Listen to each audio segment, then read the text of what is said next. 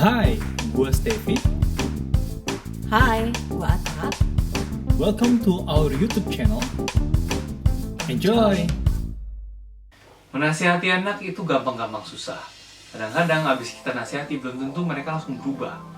Ya, tapi tidak apa-apa, di video kali ini saya akan membagi pada Anda tips bagaimana caranya menasihati anak dengan cara yang efektif. Ya, sebelum saya bagi, saya akan memberikan kepada Anda dua belief. Ya, dua belief ini kalau Anda pegang, Anda akan sangat-sangat santai pada saat Anda mendidik anak Anda.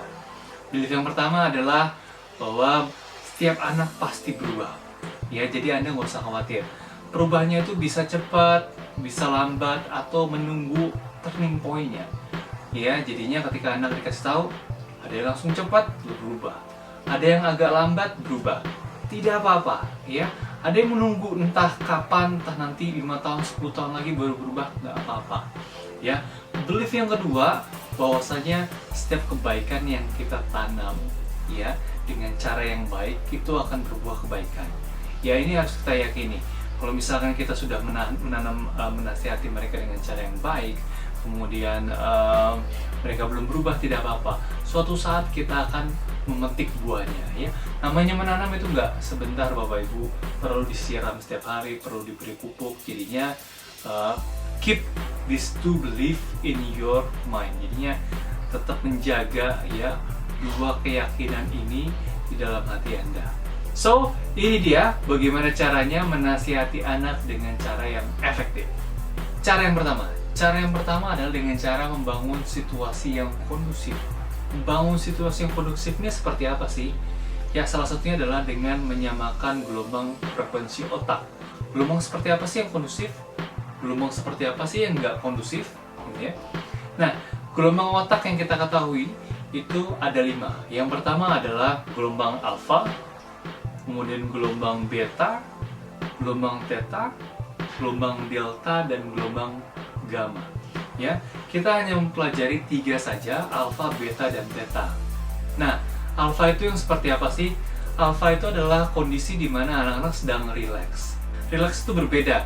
Kalau misalkan anak-anak sedang bermain itu tidak rileks. Ketika anak-anak sedang makan, ya, sedang duduk, ya, sedang, ya, kalau Anda perhatikan mereka tuh sedang beristirahat, itu saat-saat mereka sedang rileks.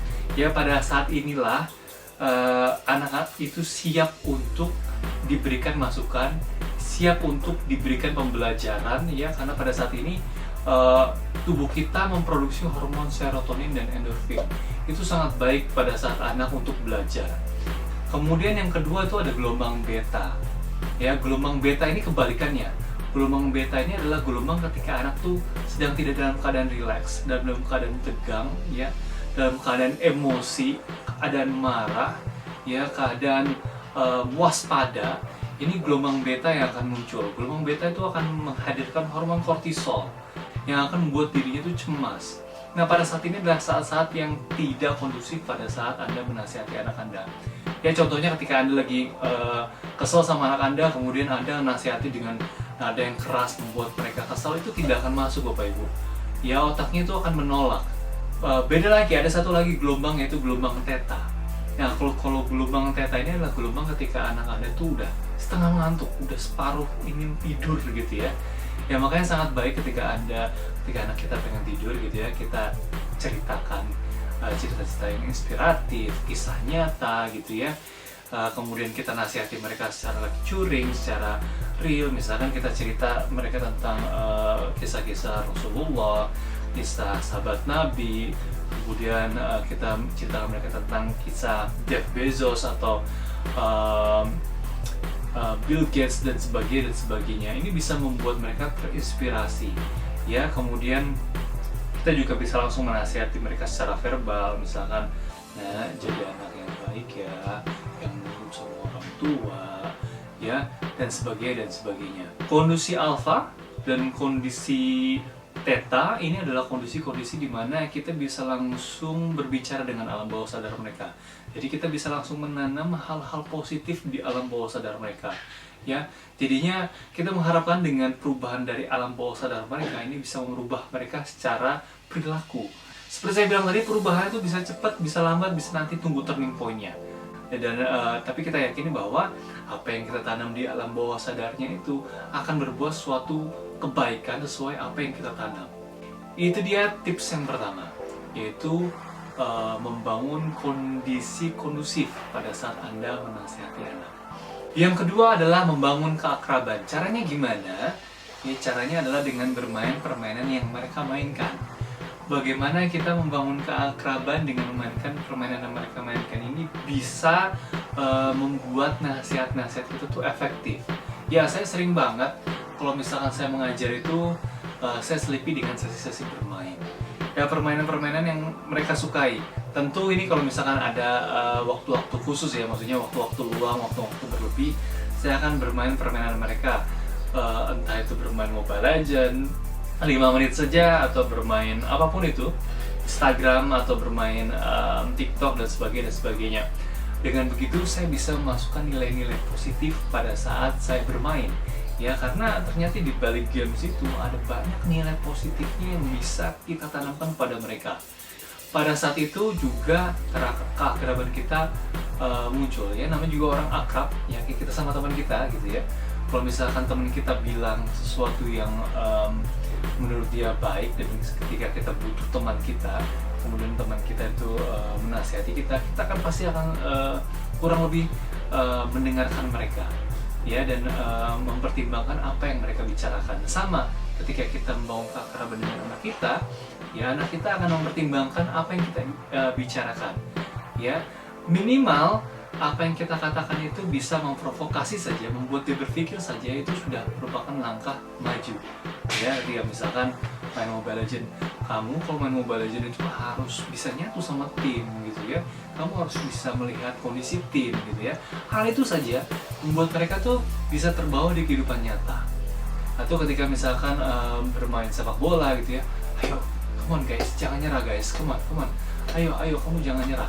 Pada saat itu saja itu bisa membangun self esteem mereka, bisa membangun mindset mereka bahwa oke, saya jangan menyerah. Oke, dan suatu saat ketika mereka bermain, mereka bisa terrecall apa yang Anda bicarakan. Ya, oleh karena itu penting banget membangun keakraban. Oke. Yang ketiga adalah mendapatkan perhatian, mendapatkan atensi. Bagaimana caranya mendapatkan atensi pada saat kita menasihati anak? Ada dua cara. Yang pertama adalah berbicara dengan intonasi yang dalam. Ya, Anda bandingkan ketika Anda menasihati anak-anak seperti ini. Itu selimutnya dilipat dong. Ayo cepat mandi. Kamu kok belum belajar sih? Kamu kan besok sekolah, kamu kan besok ujian. Kalau nggak lulus gimana? Nah, bandingkan sama seperti ini. Kamu kok belum belajar sih? Besok kan mau ulangan. Ya, kalau misalkan ulangan, kalau nggak lulus gimana? Ya, kalau dapat nilai jelek gimana? Ya, ayo belajar, come on, ayo belajar. Nah, bandingkan antara intonasi yang pertama dan intonasi yang kedua. Lebih enak intonasi yang kedua. Wah, ya, ketika Anda berbicara dengan intonasi atau frekuensi yang dalam gitu ya, frekuensi ini akan masuk juga ke alam bawah sadar mereka. Ya, dan frekuensi yang dalam akan lebih mudah mendapatkan intonasi. Karena apa? Pada saat Anda berbicara itu mereka tuh merasa bahwa ini sesuatu yang penting. Pertama, yang kedua mereka merasa bahwa mereka merasa nyaman dengan suara Anda. Ya, yang ketiga mereka bisa mendapatkan naungan, seperti mendapatkan naungan dari suara Anda, seperti suara Anda tuh memeluk mereka. Ya, pada saat Anda menasihati mereka dengan cara yang seperti ini, ya itu akan lebih efektif. Ya, tapi tentu setelah Anda membangun kondisi yang kondusif tadi, dan Anda membangun keakraban, Anda berbicara dengan intonasi yang dalam, itu akan lebih mengena. Ya, pada saat konteks membangun keakraban mungkin kita bisa bicara dengan bahasa mereka gitu ya. Kita bisa bicara dengan bahasa-bahasa yang lucu, tapi ketika Anda menasihati, konteks yang Anda ingin memberikan konten atau sebuah ilmu atau sebuah nilai kepada mereka, Anda bisa memulainya dengan bahasa yang bermakna, bahasa yang indah, kata-kata yang indah, dan intonasi yang dalam. Ya, yang berikutnya Anda bisa memperhatikan FAQ. FAQ itu apa? Visual, auditory, dan kinestetik. Ya, visual itu apa? Ya, kita bisa kadang-kadang ada anak yang lebih senang berbicara atau melihat dibandingkan mendengarkan dan bergerak. Ya, mereka lebih senang belajar dengan melihat, dengan menonton, gitu ya. Nah, Anda kalau misalkan memperhatikan, mendapatkan perhatiannya dengan visual, Anda bisa menggerakkan tangan Anda. Yang berikutnya adalah dengan auditori, ya. Kalau auditori sama seperti tadi, yaitu dengan menggunakan intonasi yang dalam, gitu ya, berbicara perlahan, menggunakan bahasa yang familiar dengan dia, jangan menggunakan bahasa kantor ya, gitu. Kemudian ada juga dengan kinestetik, yaitu dengan sentuhan, ya seperti kayak ketika mereka sedang rileks, kita rangkul mereka, gimana tadi belajarnya, gitu. Adik kalau bisa besok-besok belajarnya lebih rajin lagi, ya tambah sedikit lah, tambah 5 menit atau tambah 10 menit dari waktu yang biasa ya adik belajar, sedikit-sedikit saja nambahnya, ya. Dengan Anda merangkul mereka, menepuk pundak mereka, itu akan memberikan sentuhan yang berbeda, ya, karena setiap anak tuh pola belajar berbeda-beda. Makanya kita kenal ini, ada namanya FAK ini. Ya, FAK ini kalau misalkan guru-guru pun belajar, mereka bisa lebih efektif dalam menyampaikan ilmu mereka. Jadi itu dia dua hal bagaimana caranya mendapatkan perhatian pada saat Anda menasihati anak Anda. Yang berikutnya, pada saat Anda menasihati, gunakanlah kalimat yang indah. Kalimat yang indah itu kayak gimana sih? Ya, bukan kalimat yang biasa-biasa saja. Seperti saya bilang tadi, konteksnya itu berbeda ketika Anda membangun keakraban. Anda bisa ngomong, ya ampun, papa tuh begini, ya itu berbeda ya. Ketika Anda menasihati, Anda bisa menggunakan kalimat-kalimat yang indah, kalimat-kalimat yang dalam, yang maknanya luar biasa.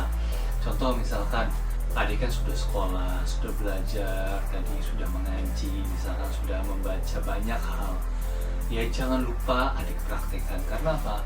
Gak ada satupun ilmu yang gak berguna kecuali mereka dipraktekkan. Misalnya seperti itu, ya. Jadinya gunakan kalimat-kalimat dalam yang buat mereka tuh berpikir, ya bukan cuma berpikir tapi meyakini apa yang Anda katakan. Ya gunakan kalimat yang indah, belajar banyak diksi. Ya jangan menggunakan kalimat yang itu saja.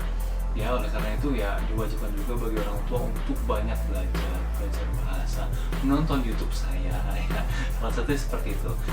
So itu tadi yang terakhir, menggunakan kalimat-kalimat yang indah. Nah, that's all, ya. Seperti saya bilang di awal, ketika Anda sudah melaksanakannya dan langsung dilaksanakan, ya apa yang sudah Anda tangkap di video ini langsung dilaksanakan, dicoba langsung, rasakan perbedaannya. Kalau misalkan Anda belum merasakan perbedaan dan belum melihat perbedaan dari anak-anak, tidak apa-apa. Perhatikan dua belief yang tadi yang saya sampaikan. Yang pertama adalah bahwa setiap anak itu pasti berubah. Ya, Anda bisa melihat dari diri Anda, dulu saya bagaimana, sekarang saya bagaimana. Dulu saya sering diomelin sama orang tua saya, itu ada suatu turning point di mana saya itu menjadi kebanggaan orang tua saya, dan nanti anak Anda pun akan seperti ini. Anda harus yakin ini. Yang kedua, jika Anda menanam kebaikan dengan cara yang baik, Anda akan memetik buahnya kebaikan. Ya, jadinya ketika Anda terus menanam, jangan pakai kalimat-kalimat yang kotor gitu ya. Jangan marah-marah. Kalau marah-marah gimana? Tahan-tahan dulu, tunggu situasi kondusif gitu ya. Itu dengan cara yang baik gitu. Sabar, gitu ya, sabar. Oke, so tidak ada ilmu yang tidak bermanfaat kecuali yang dipraktekkan. Jika Anda menyukai video ini, jangan lupa like dan subscribe channel YouTube saya, dan jangan lupa share juga kepada papa mama yang lain. Mari kita bangun bersama-sama environment anak-anak yang baik bagi anak-anak kita. Oke, sampai jumpa insya Allah di video-video berikutnya. Assalamualaikum warahmatullahi wabarakatuh. Bye.